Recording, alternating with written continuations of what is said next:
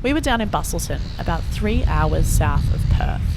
It was a sunny day, not too windy, seagulls squawking, people swimming.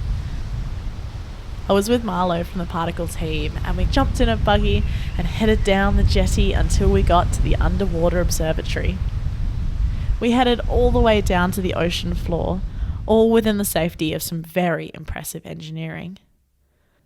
But of course, we had a guide to show us the way. So here at the Busselton Jetty, I work as our environmental manager, and so my day-to-day job is primarily ensuring the sustainable development of Busselton Jetty, as well as monitoring the health of the marine environment here. Oh, no pressure. No, it's an enjoyable job, so I like to achieve those good things. What is the biggest challenge you find in your role? It's quite challenging to stay up to date with the most relevant information, which I think is important for all sorts of scientists, is to keep working to the most current information that you have. Another part of my job is actually cleaning the windows of the observatory. Oh my goodness. On the outside, and we do that every week, even during the winter. So your listeners will know how crappy July and August is in WA. So yes, you can think of me on those rainy days, often cleaning the windows in the ocean. How? You must dive, obviously. Yes, we do it on scuba diving. And then how do you clean a window underwater? Not with Windex. No.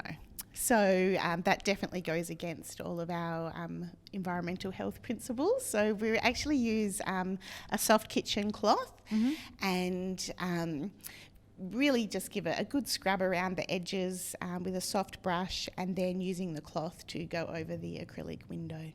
Why would a fish be those fun colours? Because it's pink and yellow, which is pretty great. Yes. Well, when we're looking out at the jetty piles, you said they're quite colourful. So there's just about every colour of the rainbow. There's blue and yellow, pink, green, there's purple and blue sponges. And so here the colourful fishes are what we would call our resident or reef fishes. So their entire home is around the jetty habitat. They will have a home base, and they might not swim more than a few hundred metres from where they live. So their coloration is their adaptation for their camouflage and their environment. Of course. The other fish coloration, if you like, that's quite fashionable here under the jetty is black and white stripes. And that is camouflage for out in the nearby seagrass meadows. So all of the long strappy leaves of the seagrass create, quite vertical shadows. So some fish will enter the under jetty habitat from the seagrass, and they're the stripy ones that we see around. With the coral that's growing, right in front of us, why is it colourful as the starting point? Is that chance, or is there a reason? The coral itself, the coral polyps are actually white, and so these look like little fluffy stars growing out in finger structures from the jetty piles. So these are soft corals, and all soft corals have 8 tentacles. So you can actually see they're all out and blooming this afternoon, that all of those little polyps have 8 tentacles. Down the long finger part of the structure is orange, and that bright orange colour is actually a sea sponge. And so there is a symbiotic relationship with the coral and the sponge, where the sponge benefits by being able to increase its surface area by growing over this coral, and therefore it can filter more water. And it also benefits the coral by giving that finger structure a bit more rigidity to stop it being so fragile. Wow, so like giving each other a home. Yeah. Oh, how sweet.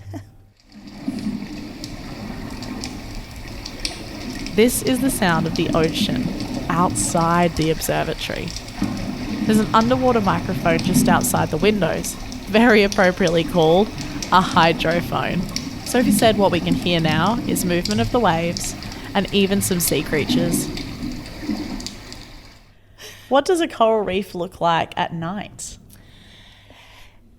That's an interesting question. it looks different depending what kind of animal you are. Oh, yeah. So fish have quite well-developed eyesight, and some species can see ultraviolet rays in the water, and many species of coral and fish have the ability for bioluminescence. So they literally glow in the dark. Some of this bioluminescence is visible to us. So entering a reef environment at the night time, you can sometimes see these red or green glows around fishes or corals, and you will see sometimes in the water like bioluminescent plankton or diatoms, and they'll give like a blue kind of washy. You might have seen some videos of that as the waves wash ashore, and they're iridescent blue. There's been increasing research into like fluorescence or phosphorescence in a whole range of different types of animals. So we generally can't see phosphorescence unless we have an ultraviolet light. So many things, corals and fishes will have different colours under ultraviolet light, so they will look different. You know, fish will see different things to us in the ocean. The daytime fishes will go to sleep, so they will have a little bed, underneath a fallen jetty pile or in some rocks, and they will go to sleep overnight. So, protect themselves so you, and close have their a eyes, rest. sleep. They don't close their eyes, but they kind of lay on their side. They do lay on their side. And then, nighttime predators will come out. So things like squid, octopus, big Samson fish, they will come out to get any easy food of the nighttime.